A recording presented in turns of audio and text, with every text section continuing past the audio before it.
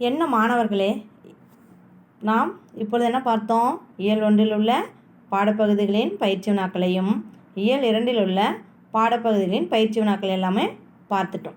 சரிங்களா? நீங்கள் அதை இருமுறை படித்து பார்த்து நினைவுபடுத்திக் கொள்ளுங்கள். நாம் இப்பொழுது இயல் 3 உள்ள பாடப்பகுதிகளின் பயிற்சி வினாக்களை பார்க்கலாம். இப்போ இயல் 3 உள்ள பாடப்பகுதிகள் என்ன அப்படின்னா, செய்யுள் பாருங்கள். கடல், உரைநடை, படம் இங்கே, பழமொழி எங்கே, துணைப்பாடம் தப்பி பிழைத்த மான், இலக்கணம், சொற்றொடர் அமைப்பு. இப்போ இந்த பாடப்பகுதிகளின் பயிற்சி வினாக்களை தான் பார்க்க போகிறோம். பார்க்கலாமா? முதல்ல பார்க்கணும் சொல் பொருள். சொல் பொருள்னால் இருக்கிற இரண்டு பொருள் என்னது, இரண்டு சொல்லுக்குமே ஒரே பொருள் தான் வரும். அலுப்பு அப்படின்னு என்னக்கண்ணே, களைப்பு. அலுப்பு, களைப்பு. இரண்டாவது பாருங்கள் மகரம். மகரம் என்னக்கண்ண பொருள், மீன். மகரம், மீன். மகிமை, பெருமை. மகிமை, பெருமை. அடுத்தது புரவி. புரவின்னு எனக்குன்னு குதிரை. புரவி, குதிரை. அடுத்து பாருங்கள் திரைகள், அலைகள். திரைகள், அலைகள். முதல்ல பாருங்கண்ணே, அலுப்பு, களைப்பு. அலுப்பு, களைப்பு. மகரம், மீன். மகிமை, பெருமை. புரவி, குதிரை. திரைகள், அலைகள். அடுத்து பார்க்கணே, சரியான சொல்லை தெரிவு செய்து எழுதுக. சொல் பொருள் தொடர்ந்து சரியான சொல்லை தெரிவு செய்து பார்க்கலாம். முதல் வினா, பெருமை கூட்டல் கடல் என்பதை சேர்த்து எழுத கிடைப்பது. இப்போ இங்கே பாருங்க, இதில் சரியான சொல்லுன்னு தான் சொல்லியிருக்காங்க. அப்போ 4 பதில்கள் கொடுத்துருக்காங்க இல்லையா? அப்போ அதில் எந்த பதில் சரியான பதில் என்று நம்ம செலக்ட் பண்ணி எழுதணும். அப்போ எது சரியான பதில் அப்படின்னா, இங்கே பாருங்கள், பெருங்கடல் தான் சரியான பதில். பெருமை கூட்டல் கடல் என்பதை சேர்த்து எழுத கிடைக்கும் சொல் பெருங்கடல். பெருங்கடல், பெருங்கடல். இந்த பெருங்கடல் எடுத்து நம்ம ஆன்சர் எழுதணும். இரண்டாவது வினா, கருங்கடலே என்ற சொல்லை பிரித்து எழுத கிடைப்பது. பாருங்கள், 4 ஆன்சர் கொடுத்துருக்காங்க. அதே மாதிரி தான் தான் சரியான பதில். கருமை கூட்டல் கடலே. இப்போ அங்கே பெருமை கூட்டல் கடல் என்னதுன்னா பெருங்கடல் எழுதணும். அப்போ இங்கே கருங்கடல் என்ன எழுதணும், கருமை கூட்டல் கடலே. கருங்கடலை என்ற சொல்லை பிரித்து எழுத கிடைப்பது கருமை. காருமை, கருமை கூட்டல் கடலே, கடலே. கருமை கூட்டல் கடலே. அடுத்து மூன்றாவது வினா பாருங்கள், திரை என்ற சொல்லின் பொருள். இப்போ நம்ம சொல் பொருளில் பார்த்தோமா இல்லையா கண்ணே, அதான் என்னது, திரை அப்படின்னா என்னது, அலை. தான் சரியான பதில். திரை என்ற சொல்லின் பொருள் அலை. நான்காவது வினா, மழை பெய்வதற்கு காரணமாக இருப்பது. எது கண்ணே, தான் கடல் தான் சரியான பதில். மழை பெய்வதற்கு காரணமாக இருப்பது கடல். மழை பெய்வதற்கு காரணமாக இருப்பது கடல். இந்த மாதிரி 4 பதில்கள் கொடுத்துருந்தா அதில் நீங்கள் சரியான பதில் எதுவோ அதை செலக்ட் பண்ணி எடுத்து எழுதணும்.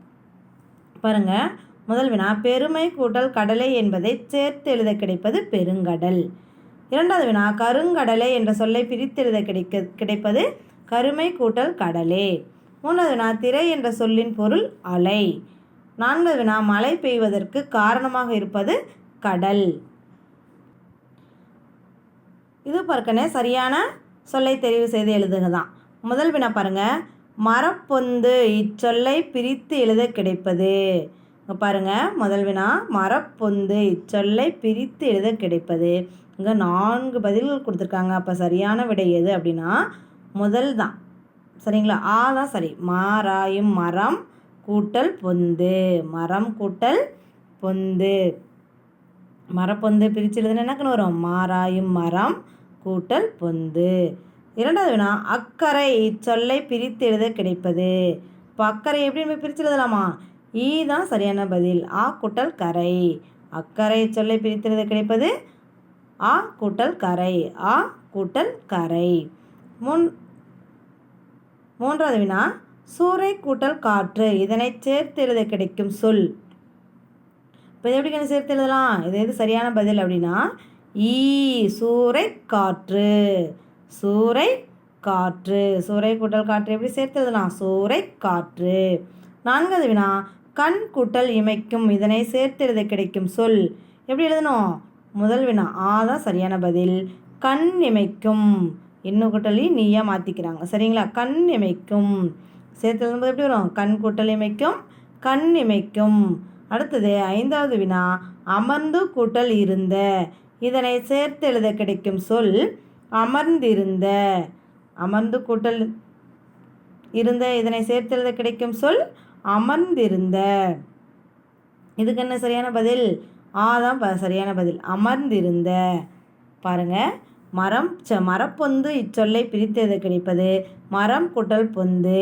2வது வினா அக்கறை இச்சொல்லை பிரித்து எழுத கிடைப்பது கூட்டல் கரை. 3வது வினா சூறை கூட்டல் காற்று. இதனை சேர்த்து எழுத கிடைக்கும் சொல் சூறை காற்று. 4வது வினா கண் கூட்டல் இமைக்கும். இதனை சேர்த்து எழுத கிடைக்கும் சொல் கண் இமைக்கும். 5வது வினா அமர்ந்து கூட்டல் இருந்த. இதனை சேர்த்து எழுத கிடைக்கும் சொல் அமர்ந்திருந்த. இதுவும் பார்க்கணும் சரியான சொல்லை தெரிவு செய்து எழுதுகதான். முதல் வினா பாருங்கள், எழுவாய் எப்போதும் டேஸ் சொல்லாகவே இருக்கும். நீங்கள் ஏற்கனவே விளக்கணம் சொல்லியிருக்கணும் இல்லைக்கண்ணே, அதை நீங்கள் படிச்சிருப்பீங்களே. இப்போ இதில் என்ன ஆன்சர் வரும் சொல்லுங்கள் பார்க்கலாம். என்ன ஆன்சர் சரியான இதுன்னா பாருங்கள், வினைச்சொல், இடைச்சொல், பெயர்ச்சொல், உரிச்சொல் இருக்குது. அப்போ எழுவாய் எப்பொழுது என்ன சொல்லாகவே இருக்குமா? தான் கரெக்டான பதில். எது? பெயர் சொல்லாகவே இருக்கும். எழுவாய் எப்போதும் பெயர் சொல்லாகவே இருக்கும். 2வது வினா பாடல் பாடினால் இத்தொடரில் டேஸ் இல்லை. தொடரில் என்ன? பாடல் பாடினால். இப்போ இதில் என்ன இல்லை சொல்லுங்கள் பார்க்கலாம். என்ன இல்லை? தான் சரியான பதில். இது எழுவாய் இல்லை. அங்கே பெயர் சொல்ல இல்லை, அதுதான். பாடல் பாடினால் இத்தொடரில் டேஸ் இல்லை, எழுவாய் இல்லை. அடுத்தது பார்க்கணு. அடுத்த வினா அமுதன் ஓடினான் இத்தொடரில் டேஸ் உண்டு. மேலே என்ன கேட்டிருந்தாங்க? இல்லைன்னு கேட்டிருந்தாங்க. இப்போ இதில் உண்டுன்னு கேட்டு சொல்லியிருக்காங்க. இப்போ என்ன இருக்குன்னு பாருங்கள். பயனிலை, செய்யப்படும் பொருள், இடைச்சொல், உரிச்சொல். இப்போ இங்கே என்ன கண்ணு இருக்குது? பயனிலை உண்டு. அமுதன் ஓடினான் இத்தொடரில் பயனிலை உண்டு. மருந்து பாருங்கள், எழுவாய் எப்போதும் டேஸ் சொல்லாகவே இருக்கும், எழுவாய் எப்போதும் பெயர் சொல்லாகவே இருக்கும். 2வது வினா பாடல் பாடினால் இத்தொடரில் டேஸ் இல்லை, பாடல் பாடினால் இத்தொடரில் எழுவாய் இல்லை. 3வது வினா அமுதன் ஓடினான் இத்தொடரில் டேஸ் உண்டு, அமுதன் ஓடினான் இத்தொடரில் பயனிலை உண்டு. மாதிரி ஒவ்வொரு வினாவையும் நீங்கள் ஒரு முறைக்கு இருமுறை படித்து பார்த்து சரியான பதிலை எடுத்து எழுதுங்க. அடுத்தது பார்க்கண்ணே என்ன அப்படின்னா பகுதியில் கீழ்காணும் சொற்களை பிரித்து எழுதுக. 2 வினா கொடுத்துருக்காங்க. அது 2 என்ன பண்ணணுமா? பிரித்து எழுதணுமா. அப்போ முதல் வினா பாருங்கள், மணியோசை. இது எப்படி பிரித்து எழுதலாம்? மணி கூட்டல் ஓசை. மணியோசை எப்படி பிரித்து எழுதலாம்? மணி கூட்டல் ஓசை. பாருங்கள், தேனிசை. இது எப்படி பிரித்து எழுதலாம்? தேன் கூட்டல் இசை. தேனிசை எப்படி பிரித்து எழுதலாம்? தேன் கூட்டல் இசை. அடுத்தது பாருங்கள், பொருத்தமான சொல்லை கொண்டு பழமொழியை நிறைவு செய்க. இப்போ இங்கே பழமொழி கொடுத்துருக்காங்க. அதுக்கு சரியான ஒவ்வொரு சொற்கள் விடுபட்டிருக்கு. அது நீங்கள் சரியான அந்த சொல்லை எடுத்து இங்கே நிரப்பணும். அதுதாங்க கொடுத்துருக்காங்க. சரிங்களா? அப்போ முதல் வினா யானைக்கும் டேஸ் சறுக்கும். இங்கே பாருங்க, பதிலை பாருங்கள், புத்தி, அடி, காலை, பயிர், வளையாதது. இப்போ இதுக்கு என்ன சரியான அந்த இடத்துல சொல்லு வரும் சொல்லுங்க பார்க்கலாம். யானைக்கும் டேஸ் சறுக்கும். எது சரியான பதில்? அடி. யானைக்கும் அடி சறுக்கும். யானைக்கும் டேஸ் சறுக்கும், யானைக்கும் அடி சறுக்கும். 2வது வினா விளையும் டேஸ் முளையிலேயே தெரியும். என்ன கண்ணே? சரியான பதில் பயிர்.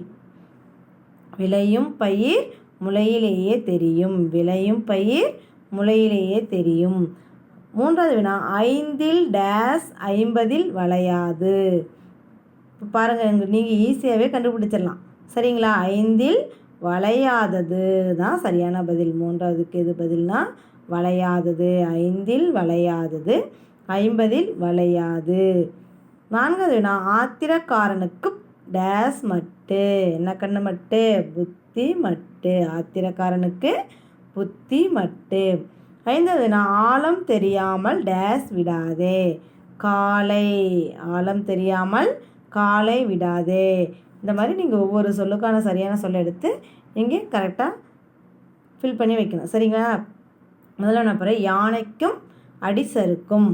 2வது வினா விளையும் பயிர் முளையிலேயே தெரியும். 3வது வினா 5ல் வளையாதது 50ல் வளையாது.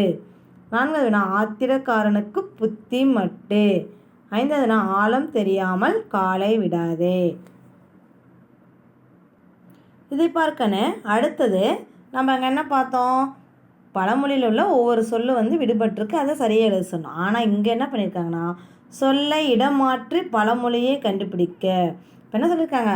பழமொழி மாற்றி மாற்றி வச்சுருக்காங்க, அதை சரியான முறையில் எழுத சொல்லியிருக்காங்க. சரிங்களா? முதல் வினா பாருங்கள். உழுவதை அகல விட உழுவதே மேல் ஆள. இப்போ இது எப்படின்னு சரியாக வரும்? எப்படி வரும் அப்படின்னா, அகல உழுவதை விட ஆழ உழுவதே மேல். பார்த்தீங்களா? இப்படி தான் எழுதணும். அப்போ அந்த மாதிரி சொற்கள் கலைந்து இருந்தால் நாம் அந்த சொல்லை கரெக்டாக மாற்றி வச்சு பழமொழியை சரியான முறையில் எழுதணும். சரிங்களா? முதல் வினா பாருங்கள். உழுவதை அகல விட உழுவதை மேல் ஆள. இது எப்படி நீங்கள் எழுதலாம்? அகல உழுவதை விட ஆழ உழுவதே மேல். இரண்டாவது வினா, வளையாதது வளையாது 50ல் 5ல். இப்போ தான் நீங்கள் எழுதுனீங்க. சரி, சொல்லுங்கள் பார்க்கலாம். 5ல் வளையாதது 50ல் வளையாது. வெரி குட், ஈஸியாக சொல்லிட்டீங்க. 5ல் வளையாதது 50ல் வளையாது. மூன்றாவது வினா, மிஞ்சினால் அளவுக்கு நஞ்சு அமிழ்தமும். இது எப்படி எழுதலாம்? சொல்லுங்கள் பார்க்கலாம். அளவுக்கு மிஞ்சினால் அமிழ்தமும் நஞ்சு. அளவுக்கு மிஞ்சினால் அமிழ்தமும் நஞ்சு.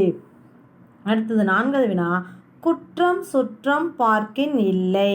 சொல்லுங்க பார்க்கலாம். குற்றம் பார்க்கின் சுற்றம் இல்லை. இது இப்படி தான் சரியான முறையில் எழுதணும். அங்கே பாரு, குற்றம் சுற்றம் ஒரு இடத்துல வந்திருக்கல, அப்படி எழுது. குற்றம் பார்க்கின் சுற்றம் இல்லை. ஐந்தாவது வினா, வருத்தம் சோம்பல் முதுமையில் இளமையில். இதில் என்ன பழமொழி இருக்கும்? சொல்லுங்க பார்க்கலாம். இளமையில் சோம்பல் முதுமையில் வருத்தம். இளமையில் சோம்பல் முதுமையில் வருத்தம்.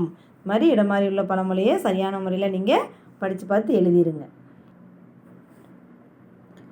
அடுத்தது பார்க்கணே, ஒரு தொடர் கொடுத்துருக்காங்க. அந்த தொடரில் என்ன கேட்டிருக்காங்கன்னா, எழுவாய் செய்யப்படும் பொருள் பயனிலை எடுத்து எழுதுன்னு சொல்லியிருக்காங்க. அப்போ அந்த தொடரில் நம்ம ஏற்கனவே பார்த்த மாதிரி எழுவாய்னா என்னென்னு பார்த்தோம், பயனிலைன்னா என்னென்னு பார்த்தோம், செய்யப்படும் பொருள் என்னென்னு பார்த்துருக்கோம். அப்போ அந்த தொடரில் நீங்கள் கண்டுபிடிச்சி சரியாக எழுதணும். சரிங்களா? முதல் பாருங்கள். முதல் சொற்கள், மாதவி சித்திரம் தீட்டினாள். இப்போ இதில் எது எழுவாய், எது செய்யப்படும் பொருள், எது பயனிலை அப்படிங்கிறது நீங்கள் எடுத்து எழுதணும். பாருங்கள், அதில் எதுனா மாதவி அப்படிங்கிறது எழுவாய், சித்திரம் அப்படிங்கிறது செய்யப்படும் பொருளை நீங்கள் எழுதணும். தீட்டினால் அது எதில் எழுதணும்? பயனிலையில் எழுதணும். சரிங்களா? அடுத்தது இரண்டாவது பாருங்கள், இளங்கோவடிகள் சிலப்பதிகாரத்தை இயற்றினார். அப்போ இதில் எது எழுவாய்? எப்பொழுதும் பெயர் சொல்ல தானே எழுவாய்னு சொல்லியிருக்காங்க. அதை மாதிரி இளங்கோவடிகள் எழுவாயில் எடுத்து எழுதணும். சிலப்பதிகாரத்தை செய்யப்படும் பொருள் எழுதணும். இயற்றினார் அது எதில் எழுதணும்? பயனிலையில் எழுதணும். இந்த மாதிரி தான் நீங்கள் பிரித்து எழுதணும். சரிங்களா? நீங்கள் அப்படியே எழுதுனீங்கன்னா மார்க் தர மாட்டாங்க.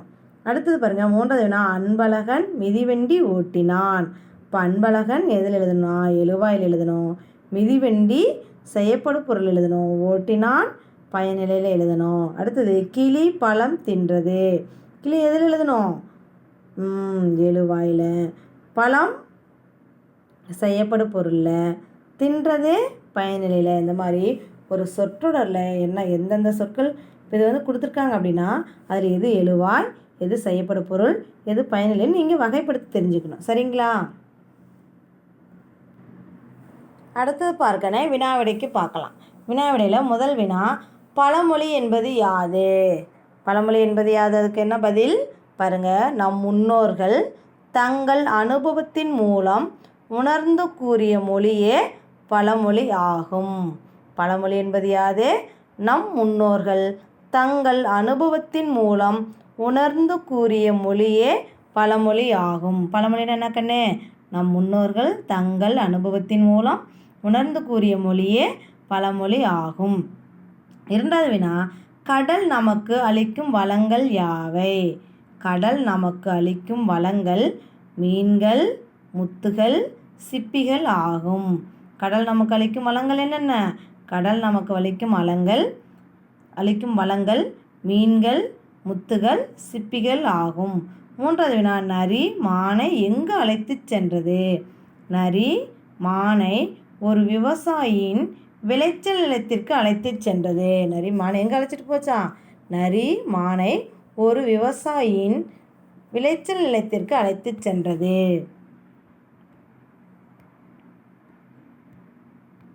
பாருங்கண்ணே, பழமொழி என்பது யாது? நம் முன்னோர்கள் தங்கள் அனுபவத்தின் மூலம் உணர்ந்து கூறிய மொழியே பழமொழி ஆகும். இரண்டாவது வினா, கடல் நமக்கு அளிக்கும் வளங்கள் யாவை? கடல் நமக்கு அளிக்கும் வளங்கள் மீன்கள், முத்துகள், சிப்பிகள் ஆகும். மூன்றாவது வினா, நரி மானை எங்கு அழைத்து சென்றது? நரி மானை ஒரு விவசாயியின் விளைச்சல் நிலத்திற்கு அழைத்து சென்றது. அடுத்து பாருங்க, நான்காவது வினா என்ன அப்படின்னா, பயனிலை என்றால் என்ன? ஒரு தொடரில் அமைந்துள்ள வினை முற்றையே பயனிலை என்கிறோம். பயனிலைன்னு என்னது? ஒரு தொடரில் அமைந்துள்ள வினை முற்றையே பயனிலை என்கிறோம்.